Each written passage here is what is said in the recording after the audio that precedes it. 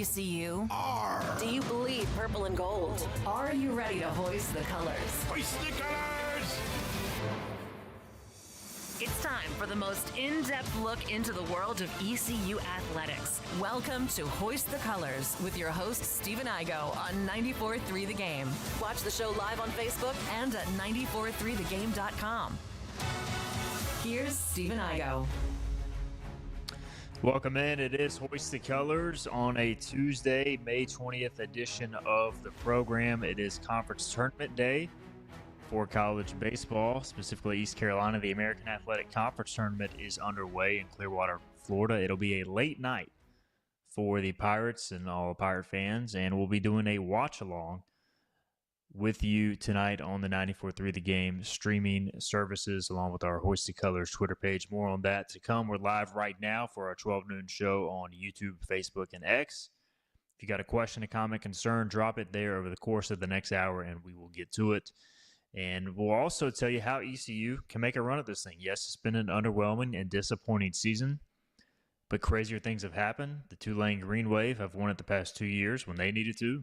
They're off to a good start as well in the opening game of the tournament. More on that to come your way. So we've got a lot to talk about over the next hour. We'll also dive into our predictions and picks for the American tournament. We'll also take a look around the state of college baseball. Who's in the hosting picture?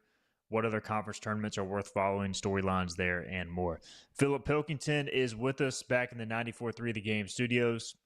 As we mentioned yesterday, he will not participate fully in today's watch-along because he will be producing the game on 94.3 The Game. But, Philip, I think we're all excited for some postseason baseball. We're all hopeful the Pirates can make a run. And I'm feeling energized, man. I don't know. Like, I was kind of not looking forward to this thing, but now that I'm sitting here watching Tulane FAU, I think I'm ready, man. I'm ready to get this thing going. Yeah, no, I'm with you. I woke up this morning, was finishing up brushing my teeth when the game started, and I'm kind of with you. Like, the second the game started, I was like, okay, you know what? It's conference tournaments. They're here. Obviously, there was a couple games played Sunday. There was a game last night. Holy Cross got the first automatic bid, winning the Patriot League over Army, 2 out of 3. They swept them the 2 games in the 2 out of 3 series. So that's the first bid punch. So seeing that last night, I was a little excited, and then this morning, definitely more excited. And hey, man, it looks like the Green Wave were rolling away with this baseball game. I don't know if you got it up, Igo, but for those that did not know, Tulane jumped out to an early lead. It was 5-1 at one time. They late extended it to 6-1 at the top of the ninth. It is currently 6-3. FAU does have the bases loaded with 2 outs, so they've got the winning run at the plate at the bottom of the ninth and the tying run at first base with 2 away. We'll keep you updated on that. Just when I thought we might have a quick game one, Philip, of course, this takes place because it's going to push everything back throughout the course of the day. ECU will be the last game. The Pirates will, of course, take on the – well, I'm going to draw on a blank on who they're playing. The USF Bulls, duh.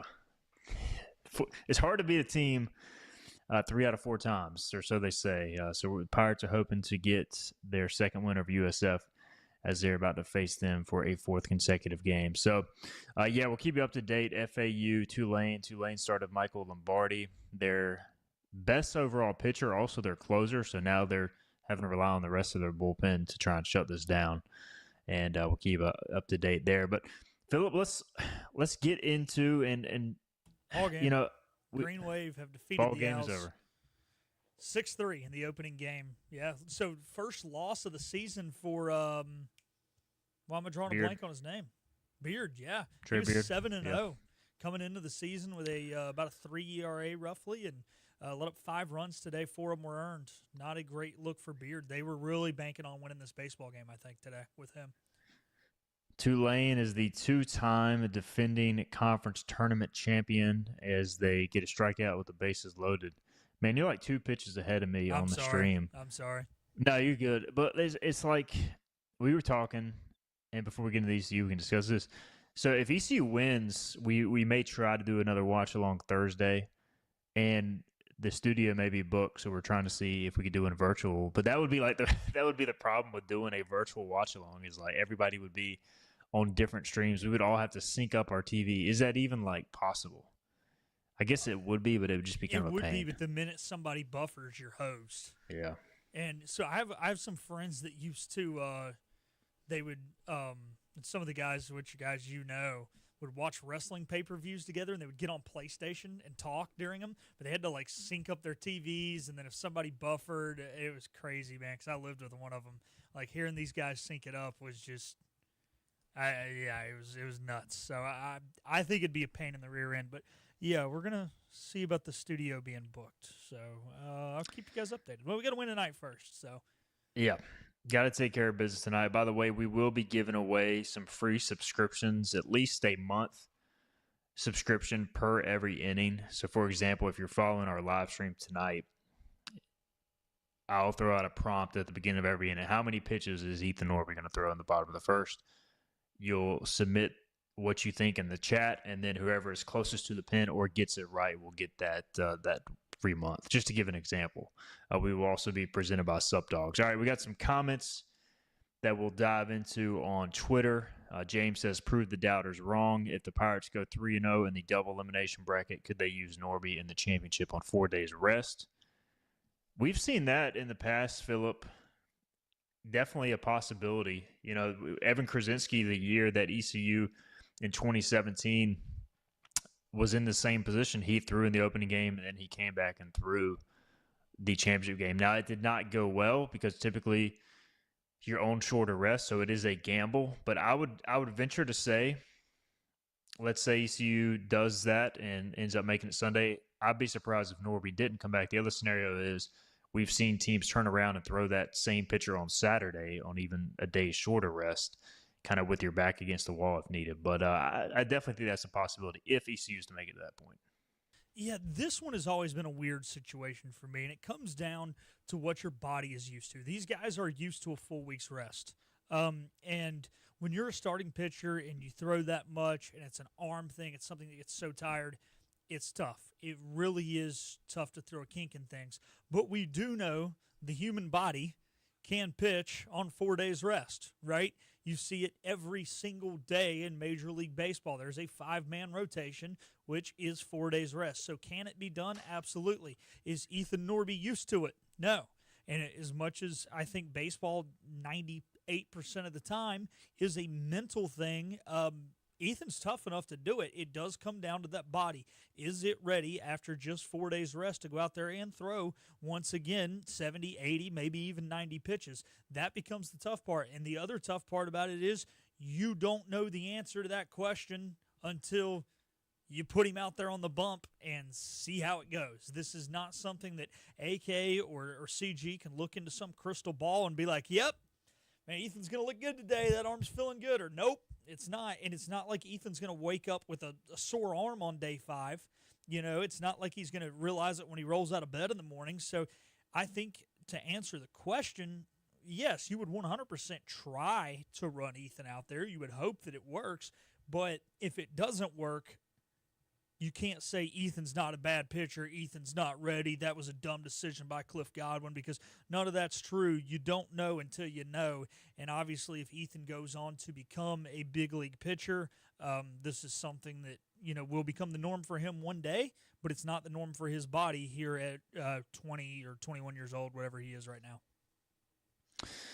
Johnny Robertson says CJ Mayhew started games 1 and 4 in 2022, so that's worth pointing out as well. So ECU has done that before. I would assume if they get in that situation, they would definitely look at doing it again. And CJ Mayhew also threw like every game that season. So. Yeah, he did. I guess the one good thing with Norby is he does have experience as a reliever, so he has bounced back before. It's just a lot of it will depend on, I'd be surprised if you get good Norby tonight, you're going to throw him as long as possible. I mean, that's just the reality of the situation. So a lot of it depends on what his workload's like tonight. Another question from Christian says, do we think Braxton Trammell will be off injury or his season done? I do not expect Braxton Trammell to play in this tournament. I would say there's an outside chance he would play in the regional if ECU were to make it to that point, but I am not expecting Braxton Trammell to play in this tournament based on my latest info.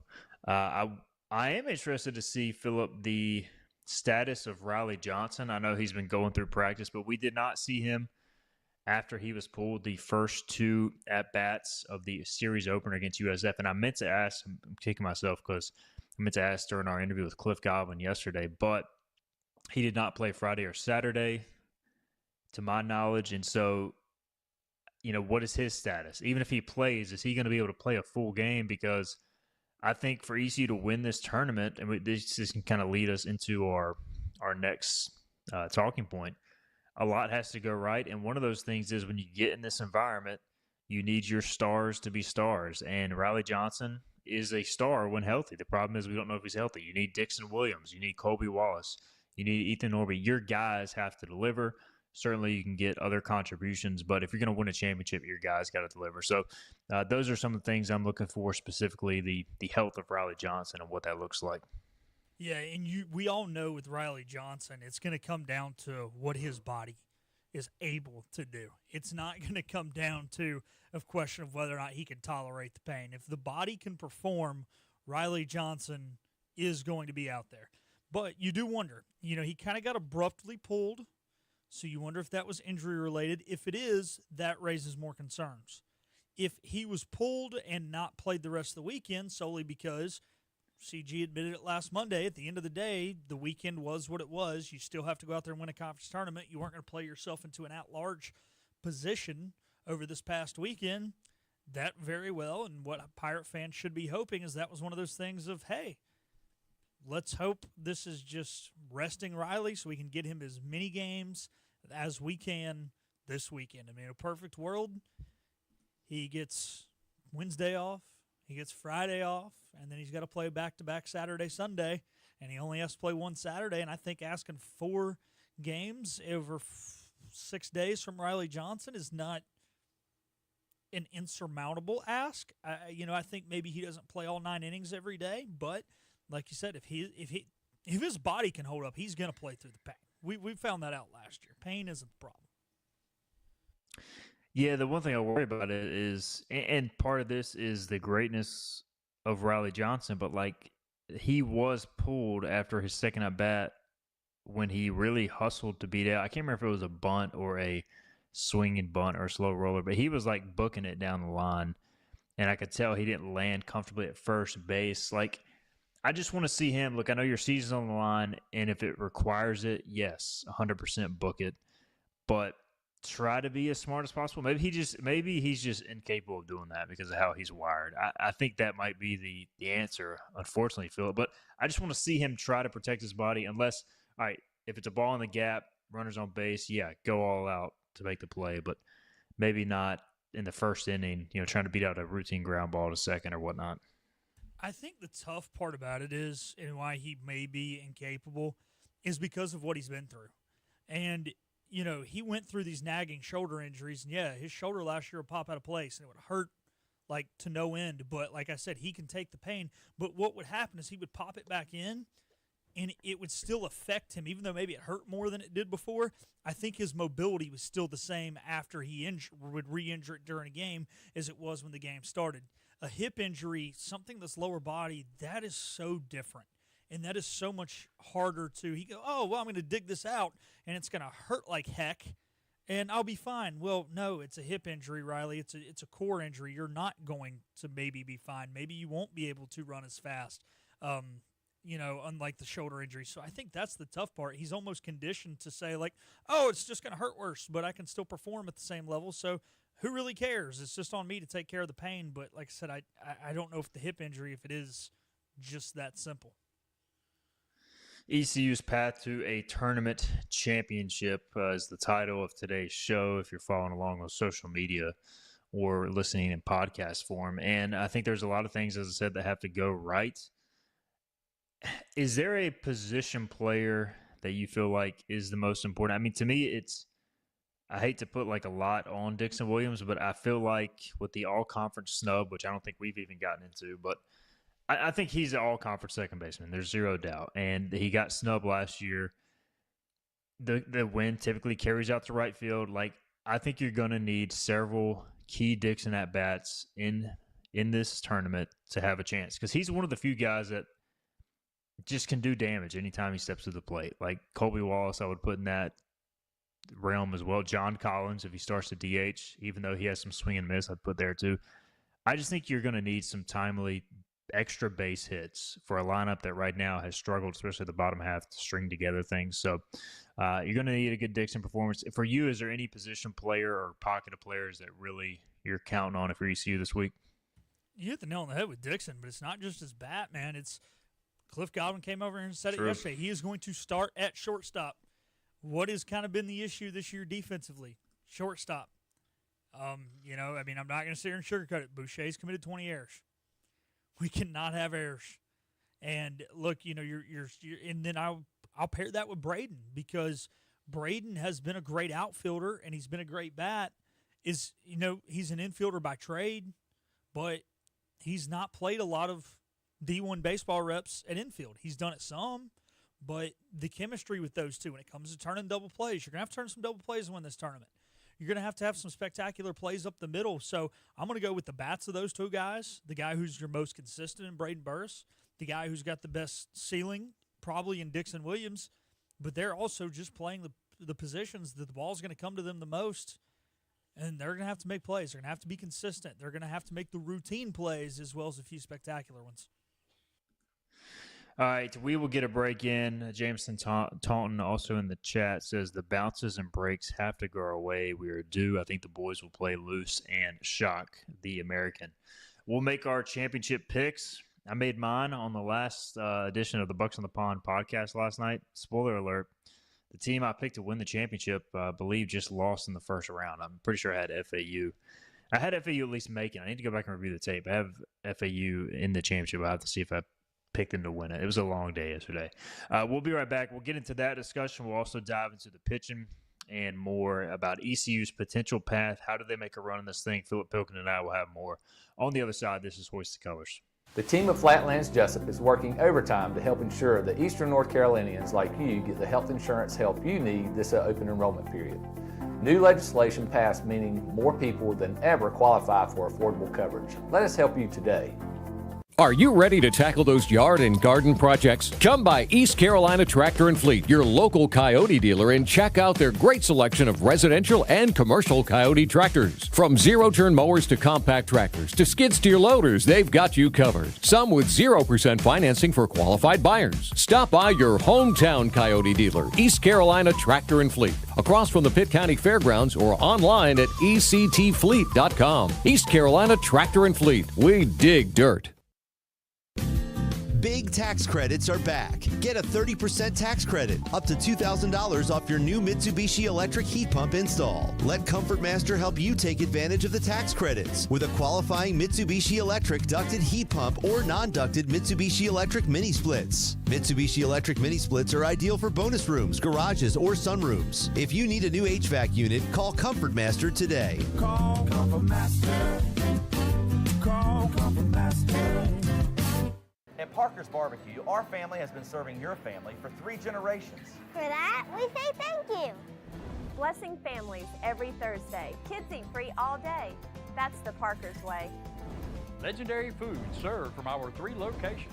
Always quick, always delicious.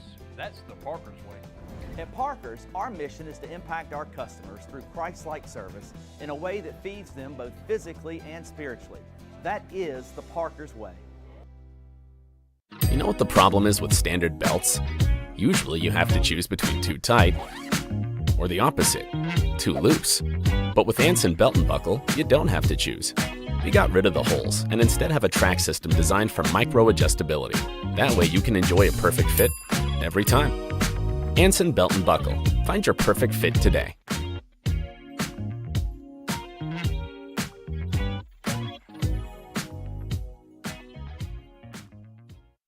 Healthwise Pharmacy rounds the bases with all of your infusion, retail, compounding, and medical equipment needs. Locally owned and operated by pharmacist Marcy Parker, Healthwise has grown to be your most trusted provider for infusion services. Currently providing in-home or on-site infusions in North Carolina, South Carolina, and Virginia. Visit Healthwise Pharmacy at 615B South Memorial Drive or call 252-295-0059 to speak to a patient service representative to find the option that best suits your needs. Tired of the 1-800 numbers advertising Medicare products? Flatlands Jessup has 6 offices all throughout Eastern North Carolina. Get face-to-face help from our local award-winning licensed team. Stop by today. Flatlands Jessup, your whole world covered. Welcome back. You got here just in time. This is Hoist the Colors on 94.3 The Game. All right, welcome back in. Hoist the Colors on a Tuesday.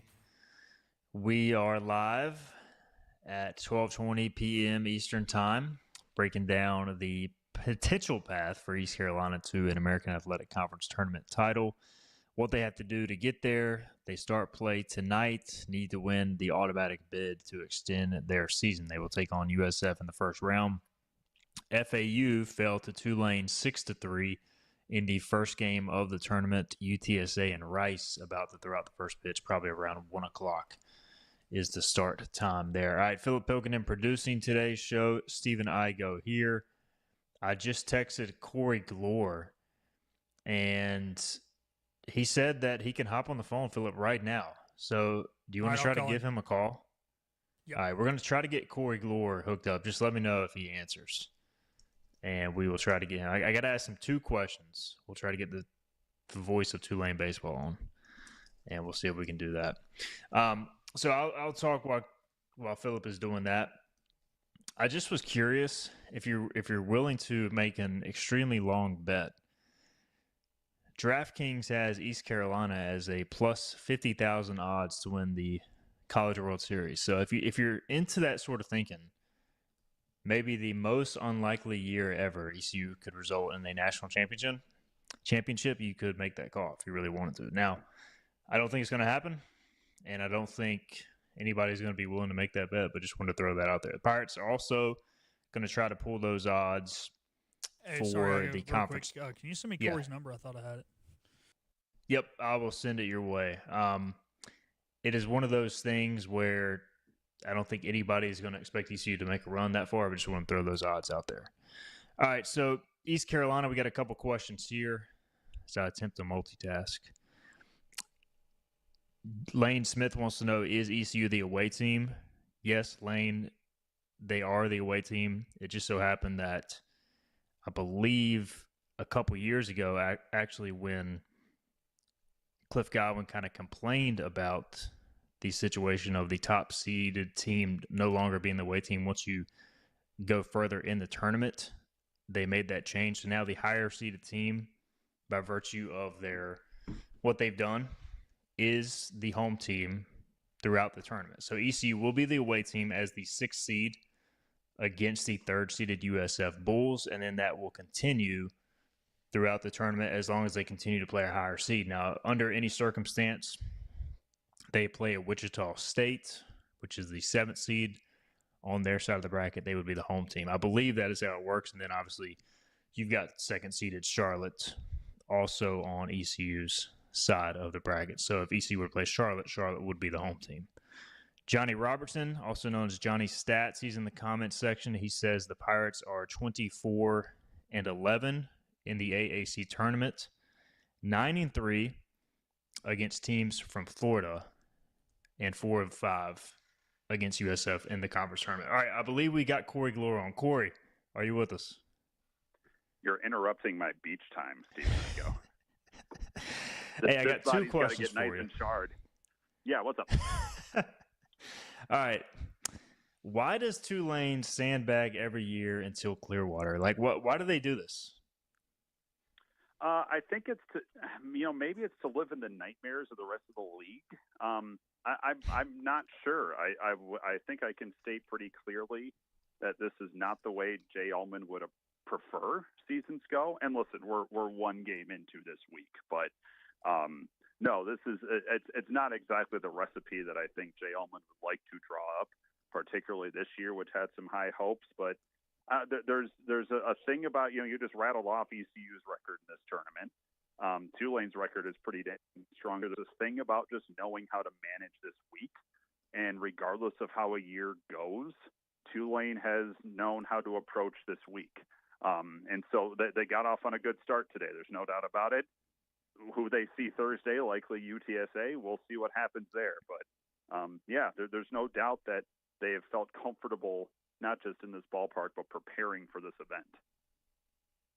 All right, so Michael Lombardi throws today, obviously, and he's their best pitcher, whether a reliever or starter. where do they go from a pitching perspective from here? Is it kind of all hands on deck from your perspective? What do you probably too early to say for sure, but where do you think they lean going into Thursday as they take on most likely UTSA, but potentially Rice as well? Yeah, I think way back in the mind of Jay Ullman, getting 7 out of Lombardi today was a huge victory. I mean, not just on the scoreboard, but I think they were thinking 4 innings out of Lombardi today. So to get him 7, to use Carter Benbrook and then Montiel to finish it off, they'll be able to spin around after a day rest. You're probably not going to have Lombardi to finish out a game on Thursday. I think they were hoping if they could avoid using Trey Zahajic, who's the Saturday starter. He pitched really well against UTSA in the regular season, got a win off of them. And so I think they were hoping if they could plan it out and they'd see the Roadrunners, Zahajic would get the start.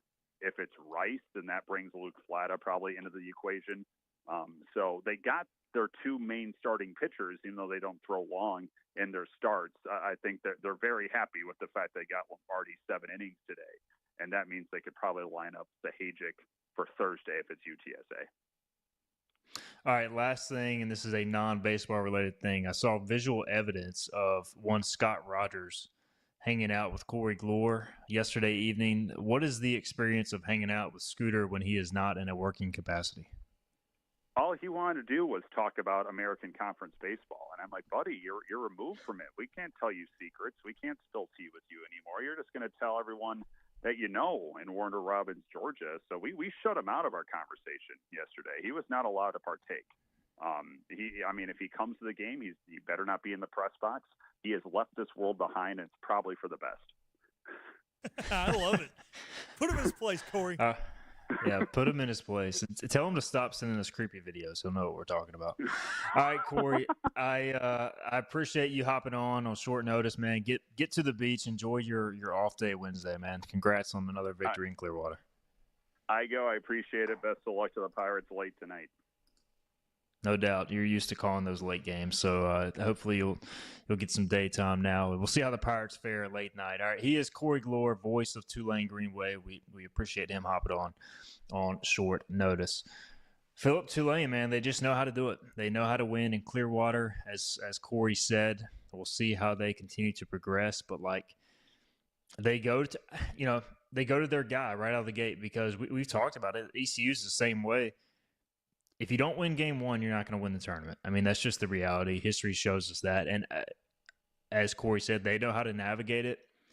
I am intrigued from an East Carolina perspective. If they win tonight, Cliff Godwin did say they were getting no beach time, no pool time because they look tired against USF. Do you think, Philip, if they win tonight, Cliff Godwin will let them on the beach on Wednesday? Hell no. If it ain't broke, don't fix it, baby. You don't get on the beach and you win, you stay off the beach. You know what? You got late June. No, we're still going to be playing late June. You got July and August to go hang out on the beach, whether you're playing in the Cape League or wherever you're playing. You'll have some beach time. You can spend time on the beach with your grandkids at 40 years. You're here to win baseball games, baby. Here to win baseball games and not get on the beach. Unless you're Corey Glore. He's going to be on the beach. Corey Gore's not here to win baseball games. He's here to call winning baseball games. This is true. Well, we know Tulane's path to a title, Philip. My question is, from a pitching perspective, if this is a winnable game, is Ethan Young, is he the first guy out of the bullpen? I think he's got to be, right? Because to me, he's your second best pitcher. I guess you could go Pruitt or Jake Hunter, but for me, it feels like this is a Ethan 1-2 punch. And if you need a third guy, you go to him. But I think that's how they approach it. Would you disagree with that, push back on that at all? No, I mean, unless you're up by, 14 runs. Right. But no, if this is which we don't expect. If this is a 2 or 3 run baseball game, you got to do what it takes to win today. Yeah, in a perfect world, you wouldn't use both Ethans today.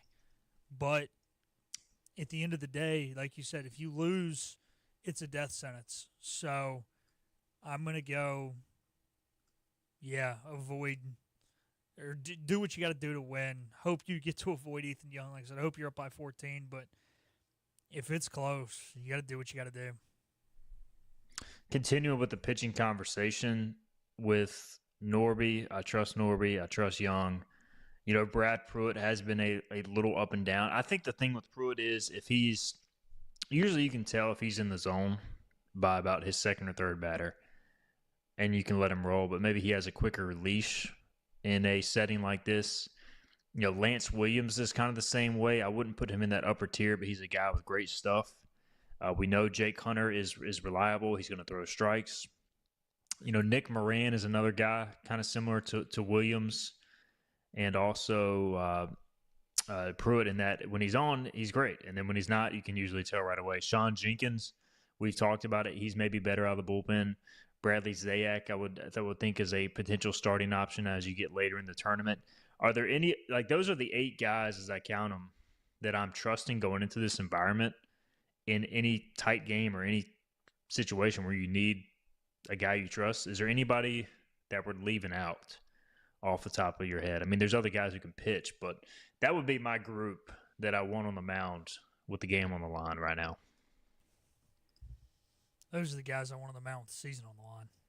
And let's be honest, regardless of what situation you're in, even if you're in the winner's bracket, your season's on the line. I mean, yeah, you lose a game, maybe it's forgiven because you have an opportunity, but you're going to have to play an extra game. You have to treat every game almost to an extent. Now, you do get into certain situations. Kind of saw it a little weird, actually, today with FAU, where they went to a guy with a 9 ERA in the 7th, and then he closed it out. They were still down by as many runs. And then the 8th, they threw one of their better relievers. So games can dictate things, but as long as you are in a baseball game, realistically in a perfect world, the 8 guys you named, the only 8 guys that touch the mound this weekend. And I know it sounds closed-minded, sounds rude, whatever, but at the end of the day, you've had 54 games, I think it's been, that we've played. Just had a few rainouts to prove that you can do it. Those are the 8 guys that I trust, might even be a strong word, but yeah, what's the word? What's the word that's less than trust? I don't know. But is will not be like sweating Mike bullets. Can count on. Yeah, count on, I guess. So like you said, I guess today's the Ethans, right? And then you hope that game 2, so Thursday, in a perfect world, I say 3 out of those guys you named pitch, and maybe they each do 3 innings. Yeah, they would all have short leashes, but in a perfect world, they each throw 3 innings, and you win. They all have Friday off. They're all hot for Friday or for Saturday. Maybe they're not, for as many innings, but then, Ethan Young is back probably by Saturday then if he hasn't thrown since Tuesday. And, maybe he only had to throw 40, 45 pitches. So you're almost looking at everybody hot to that point with the exception of Norby. And then you would also have the 3 guys that hopefully didn't throw Thursday available, whoever those 3 are out of the 6 that are the non-Ethans. So then you pray you win then, and then it's give the ball back to Norby and get 7 more out of him on Sunday and ride off into the sunset and tell him that he's throwing Friday. Yeah, good luck, kid. It doesn't sound great on paper, Philip, but I guarantee you every other conference tournament team in the American has the same issues. Who are we going to throw today? Who are we going to throw the next game? What about Colby Wallace? I did not include him in my 8, and I feel like he's tied for the team lead in saves, but it's almost like a gut feel thing with Colby. Like when you don't really trust anybody else, let's try the Colby Wallace pitching card. We know he's a great defender. It's just, I don't know. Like that's a card you play maybe when you're kind of in crunch time. You just need a guy to hopefully go and throw strikes. When you're losing the DH too, when you do it. So there is some schematic things here that come into play with Colby Wallace, do not come into play with anybody else on this roster. So you've got to think about that. And yeah, I'm kind of with you. There are certain times where maybe you do have a gut feeling, but like you said, it's kind of when a lot of his saves have come when, hey, this guy's already thrown this weekend. This guy, you don't want to push back out there. This guy's had a couple bad outings. So I wouldn't say he's the last resort, because that would be ignorant to say, but maybe he's the last resort out of the guys that you can count on, would be the way to put it. And if you go back, that's how we felt about Zach Agnos. His senior year, it was a little bit more of, hey, you know what, legit, dude, you're one of our closers. But if you go back to his junior year when he just pitched a little bit, that's kind of how it was with him. And now, 2 of the last 3 saves from the Colorado Rockies were by a man named Zach Agnos. So, hey, it shows you how a career can progress. So I'm kind of with you with the Colby thing, though. Just, I wouldn't say you don't want to go to him because that would be stupid to say. But you want to use him sparingly. It definitely, and the tough thing, like I said, you can't use him in the 5th because you're going to lose the DH. He's got to be the 8th. He's got to be the 9th. So it is what it is. But, yeah, I guess in a perfect world, maybe you just don't go to him. You just do it the way I just laid it out before. And Colby Wallace is the all-conference or all-tournament third baseman. Never touches the mound. All right, we'll get a break in. Interesting conversation there on ECU's pitching side of things. We'll continue to break that down as the week unfolds. We got a question on Sean Jenkins I want to address on the other side. Also, a question from Bobby on if we're betting on tonight's game. We'll discuss that as well. And more about conference tournament action, the format, all that sort of stuff coming your way. This is Hoist the Colors. Hey, it's Jim Wells again with Wells Roofing and Gutters here in the beautiful community of Lindale, Bedford. At Wells Roofing and Gutters, we believe in quality first, and that's why we use Certainty shingles, which are manufactured in Oxford, North Carolina, a local company. In the event you ever do have a claim or a problem with your roof system, they're local and they come and take care of us in a timely manner. We could leave off some accessories and we could certainly save money, but we believe at Wells Roofing and Gutters in installing the correct way per manufacturer requirements, and we warranty your roof both in-house and also with our supplier who is Certainteed. For a job Wells done, no shortcuts taken, and a good quality job on your home, give us a call today, 252-227-8403. We also offer financing, 12 months, no interest, no payments. This is about you, your family, and the health of all who live in Eastern North Carolina. This is about the transformation of a health system into something more powerful and more human, about creating new ways to treat disease and keep you well. This is about ECU Health, which is to say, it's really all about you. ECU Health. Minds, hearts, purpose. You have a choice when you invest in insurance, and when you choose First State Insurance Advisors, you're working with people you can trust. Clark Stallings has deep ties in the community. His team, including Keaton Smith, Regina Asby, Phil Leyva, Max Joyner Jr., Max Joyner III, and Ginger Smith, provides knowledgeable and professional advice. First State Insurance Advisors is an independent insurance agency. They offer all types of personal insurance as well as various types for business. Call or email First State Insurance Advisors today. We want to be your trusted choice agency.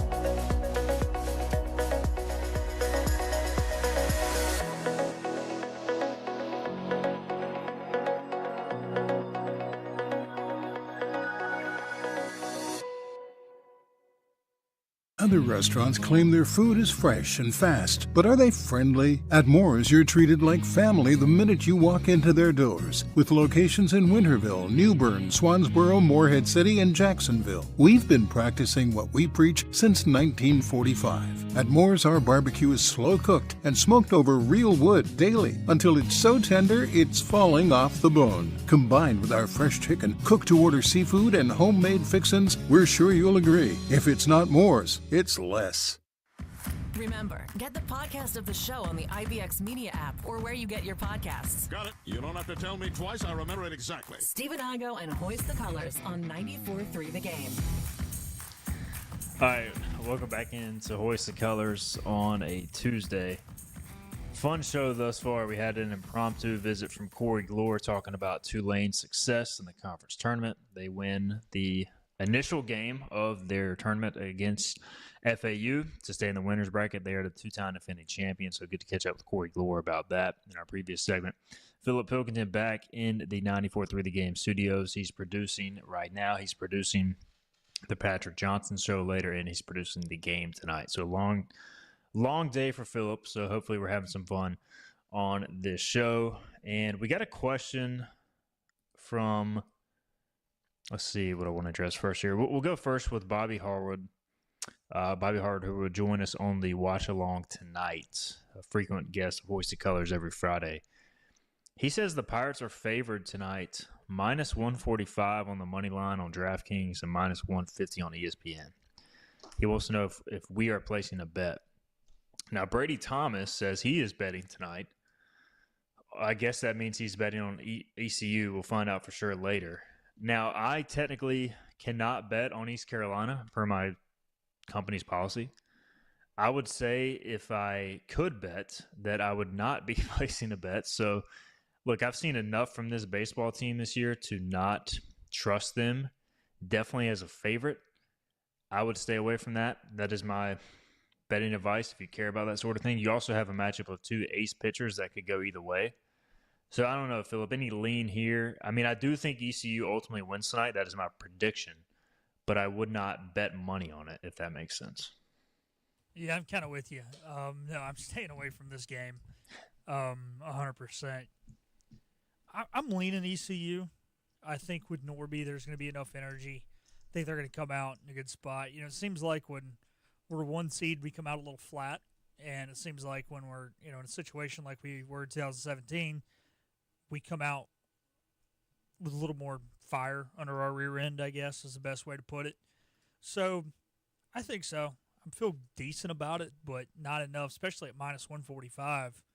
I mean, that's not great enough odds to be throwing money away, I mean, would I dare to take us to say there's a spread of minus 1.5? I wouldn't love it. Still probably wouldn't put money on it, but would I be willing to bet, a beer over it or something with somebody where at least I'm getting a social interaction with my loss? Sure, why not, kind of thing. But that's probably as much as I'm betting on tonight's game.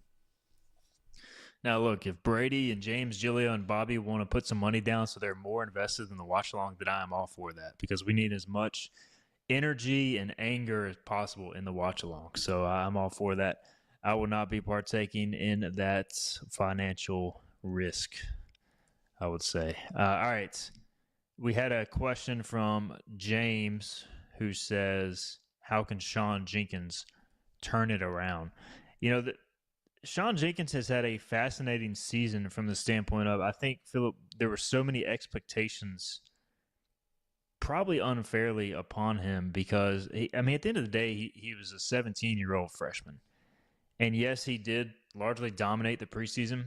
I just think it's tough when you're that young to go out and pitch that well as a freshman. I remember Christian Little from Vanderbilt back in the day. He was like an extremely hyped prospect, similar circumstance, and just struggled as a freshman. He's now, I believe, in the Mariners minor league system, performing pretty well. Like it's a lot of maturing to do it in a short amount of time.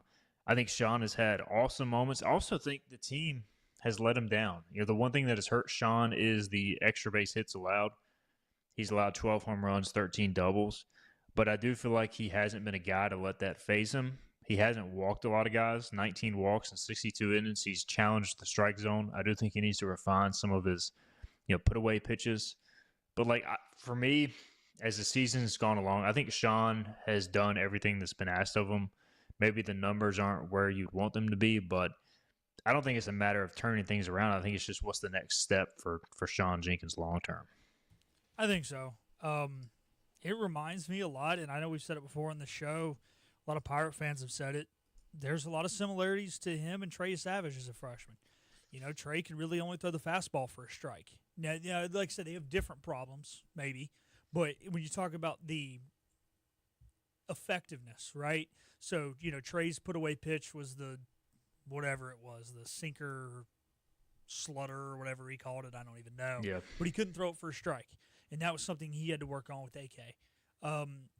Like you said, sometimes Sean misses too much over the white. But, hey, at least he's got control and he's not walking a lot of guys.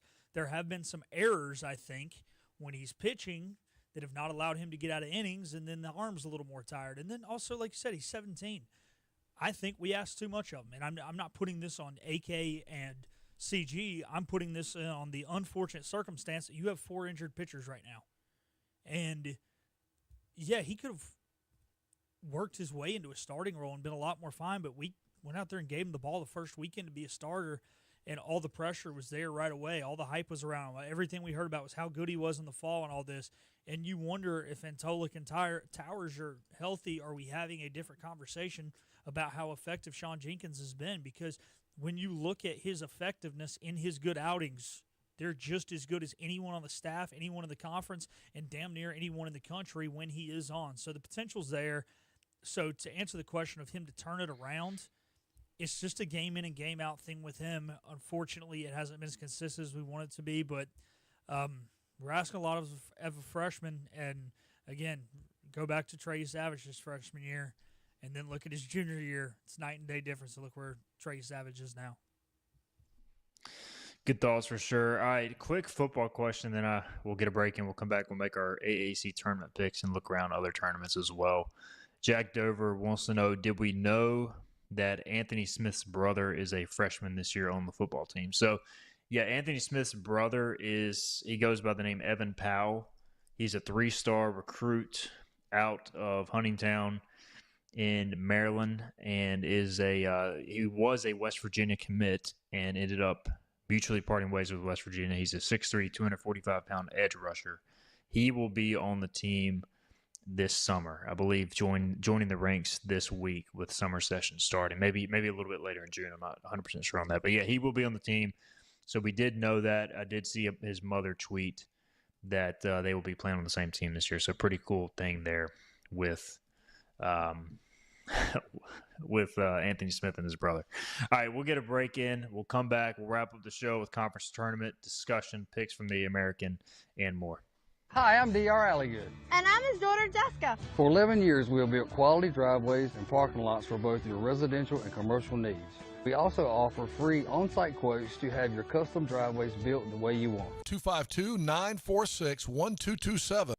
Your roof is a vital part of protecting your home and family from dangerous storms and hurricanes. At Assist Roofing, we install and maintain metal roofing that provides precise protection. Add value to your home while lowering utility costs with a fortified roof to last a lifetime. With 0% financing, grants, and Energy Star Green Roofing tax credit available. Call us to schedule a free consultation so you can weather any storm with confidence.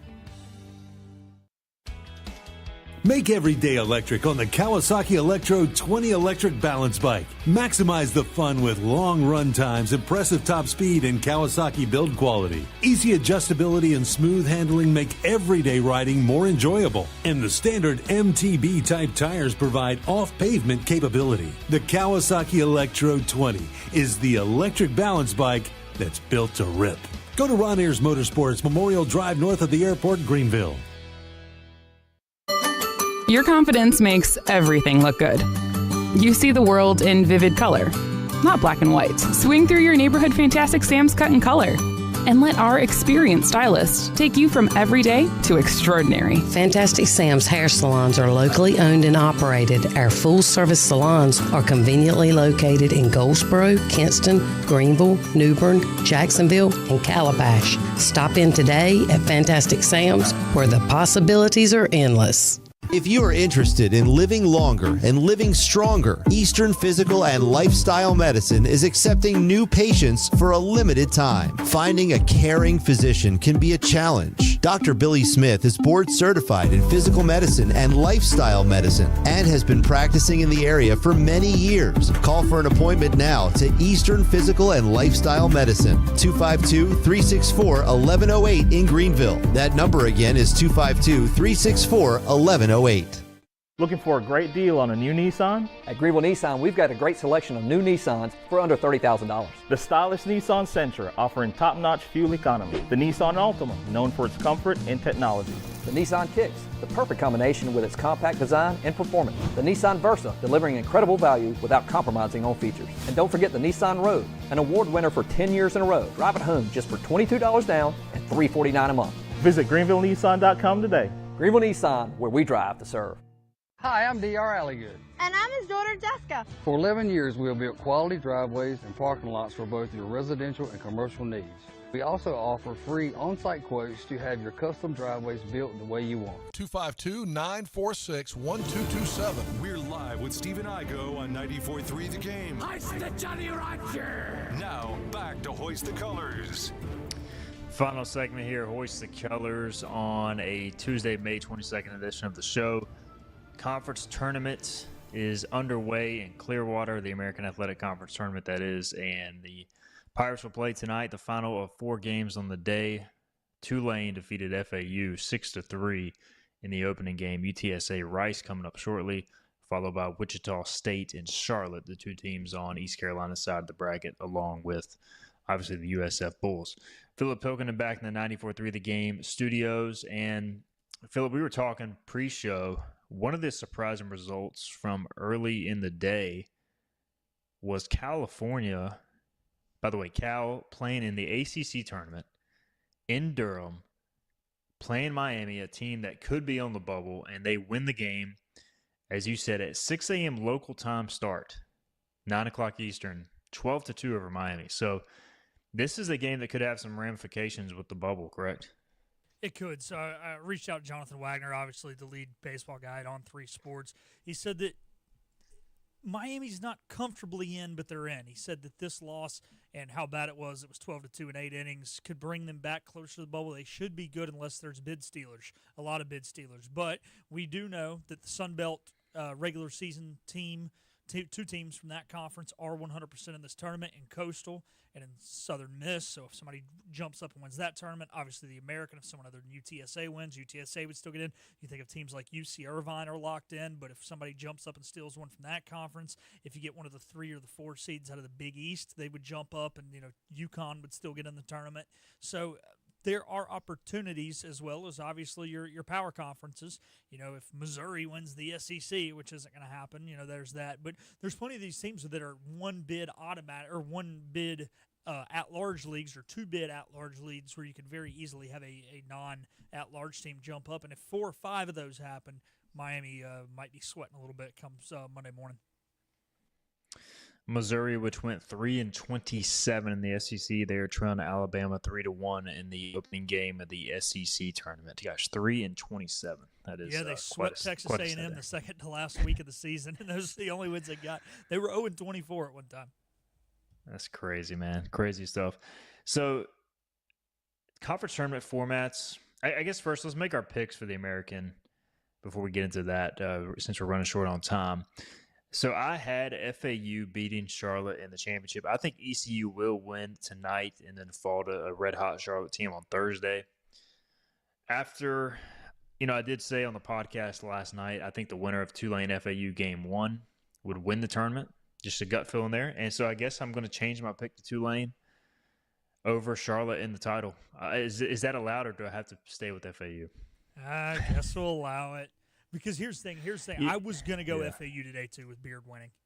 Or with Beard starting. Yeah. So I was going to do that, but I'm going to do the opposite of what you're doing, Igo. Historically in this tournament, if the one doesn't win, it's somebody out of the other bracket. The one is just good enough to beat up on those teams. I think they do the same thing. So I'm going to catch a lot of flack for this, but I'm going to go with the 49ers over I originally had them over FAU in this. I think UTSA is going to kind of flounder the same way the Pirates usually do late in the tournament, knowing they're in.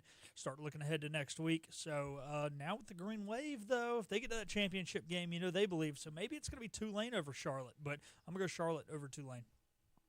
Charlotte playing as hot as anybody in the American heading to Clearwater, so that'll be a tall task for anybody to knock them off on their side of the bracket, which ECU is. All right. ECU is in this league where, quite honestly, it's the worst possible format for a conference tournament. The whole double elimination format, I think, is just silly. You're wasting arms. You're burning arms. Based on the fact nobody ever wins coming out of the loser's bracket. So why are we doing a double elimination format to begin with? Since essentially once you lose a game, you're done. Now, the other way you can do it is a single elimination, which the ACC has transitioned to this year. Also, some other leagues as well, the SEC to an extent, I believe, before it gets to double elimination. Yep. So, and then you have the round-robin pool play. I think those formats are better than the double elimination format, but I don't know, Philip, your take on, is there a right way to do a baseball postseason conference tournament? It kind of comes down to how your league lays out, right? like the pods. I don't really hate the pods as much as most people. I don't think it would work with a mid-major, though, a historically one-bid league, because then you're still kind of hosing your teams that are, 6-7 in their opportunity to get in. So I would rather just the single elimination. That's how softball does it. But, we talked about it pre-show, the fact that the ACC's gone away from pods, this is really going to hurt Miami. They would have maybe had an opportunity to go out and win another baseball game, but now they're out after getting beat by a very poor Cal Golden Bears team. So, the Big Ten still does it. I don't know if I totally hate it. Like I said, I don't love it, but I'm all for single elimination. I do kind of like how the SEC does it. It's like single elimination, and then, they do like a best, or it's like a double elimination for the final 4 teams. I don't know if they're still doing that this year. I always thought that was kind of cool, but yeah, man, it's too many games. It doesn't make sense. Tires out arms. It's not what's best for the league, and you can't even say it's a money thing, right? Like, you could say, why do they have the NBA play-in game? So, well, it's a money thing. This isn't a money thing. You ain't making money off this tournament. For sure. No money that we know of for sure is coming from the American Athletic Conference tournament. Jonathan Wadner called me a cheater for changing my pick. That's fair. It definitely was a cheater move. He also did point out that Columbia earned the first bid to the NCAA tournament. That's right, so I messed up and said Holy Cross, but Columbia was already in as of like Sunday. We are out of time. We'll see you on the watch along tonight. Tune in. Free subscriptions on the line. See you then.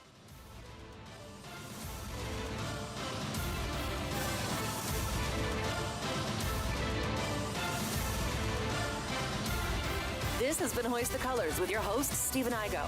Get a recap of this show at 90.